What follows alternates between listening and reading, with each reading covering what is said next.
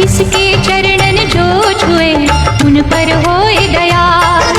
क्या सचमुच माँ दुर्गा ही हैं जगत की जननी, जिसको अब दुर्गा कहते हैं, जो अष्टंगी कहलाती है। माता के पद पर उठने लगे सवार, उन पर होए दया।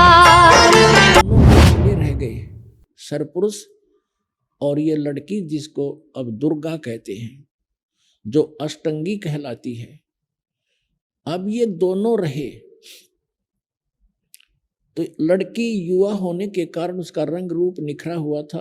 तो पुण्यात्माओं, ये बलात्कार की जो बुराई हमारे अंदर घर की है सभी प्राणियों में, ये वहीं से रोग लगा था। अब जो जिस राजा यानी जिस भगवान के जिस स्वामी के राज में हम रह रहे हैं, उस जैसा भाव सबका बन ही जाता है, यथा राजा तथा प्रजा। तो ज्योति निरंजन ने वहां उस लड़की के साथ बलात्कार करने की चेष्टा की। लड़की अपना हर सामर्थ्य तक अपनी इज्जत की रक्षा के लिए वो सब कुछ करती है।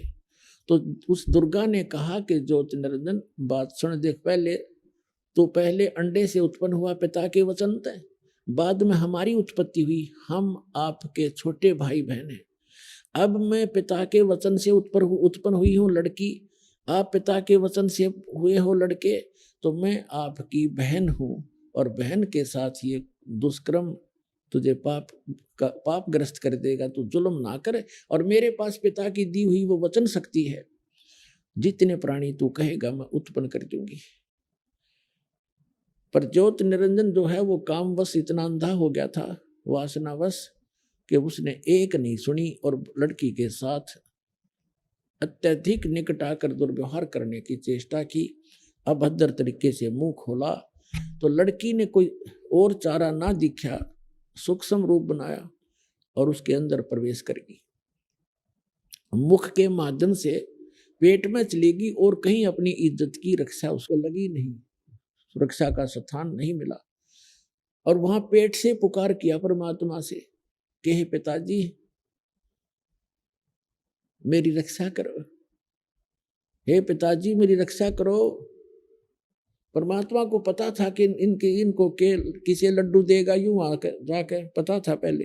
तब परमात्मा अपने पुत्र जोगजीत का रूप बनाकर, जो प्रथम सबसे पहले 16 उत्पन्न किए थे, उनमें से सहजदास, जोगजीत, अचिंत, तो जोगजीत का रूप बनाकर उस सरपुरुष के 21 ब्रह्मांड में प्रकट हो गए और कहा कि ज्योति निरंजन तने जुल्म कर दिया। ऐसे सच्चे लोक में जो ऐसा जुल्म करता है उसको बहुत भयंकर दंड मिलता है। सुन ले आदेश परम पिता का, आज से तेरा नाम काल होगा। 1 लाख मानव शरीरधारी प्राणियों का तो नित आहार किया करेगा।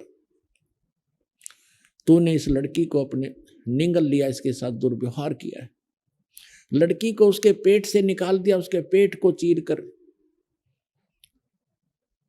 और कहा कि तुम दोनों अब निकल जाओ 21 ब्रह्मांड को लेकर इस सच्चे लोक तय सतलोक से।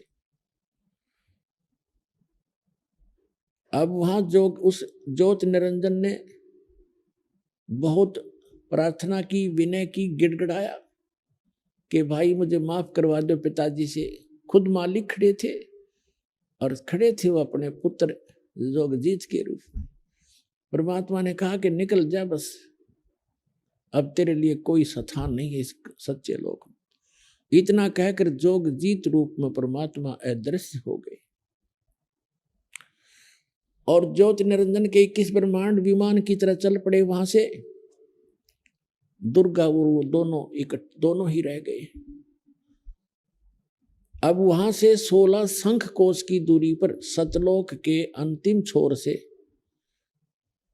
और ये 16 शंख कोश नील पद्म शंख इतनी दूरी पर आकर के 21 ब्रह्मांड ये चक्कर लगाने लग गए। अब ज्योति निरंजन के मन में और ज्यादा क्रोध पैदा हो गया और उसने ठान ली कि जितने भी आत्माएं जन्म होंगे वो भगवान की आत्मा तो उसी की है, उनको सताऊंगा और उस सतपुरुष को यानी पिता को दुखी करूंगा, उनकी आत्माओं को खूब सताऊंगा। अब उसकी बाद उसने दुर्गा के साथ फिर से वही अपनी इच्छा पूर्ति करने की चेष्टा की।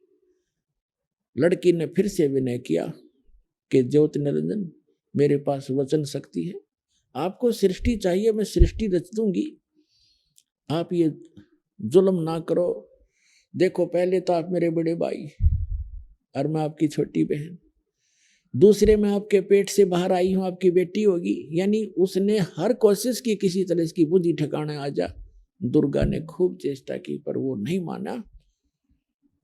तो उसने देख लिया कि कोई चारा भी नहीं है, मैंने अपने पैर पे आप कुहाड़ा मारा, जिस कारण से उसने समर्पण करना पड़ा और जिस कारण से दुर्गा और इस काल के संयोग से सबसे पहले 3 पुत्रों की उत्पत्ति हुई।